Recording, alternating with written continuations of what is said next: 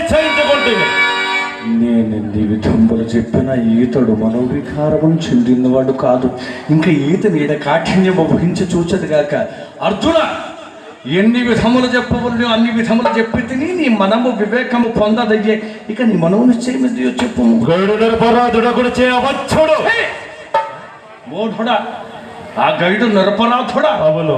అట్లయిన లోపము నా ఇందున్నట్లున్నదా? లేక నాయంది ఉన్నదా? కాక నీవింత దురాచారుడవని మున్నెరుగక బలరామాదీన తుంగములు కలిసి నా చెల్లెకు సుభద్రుడు నీకిచ్చి వివాహము చేసింది కదా మూర్ఖుడా.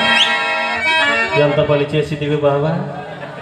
నీ చెల్లెలని నాకేలుగా సంగీతివి మరి ఒక మహారాజు కుమారులు కల్పింపలేకపోయితివా?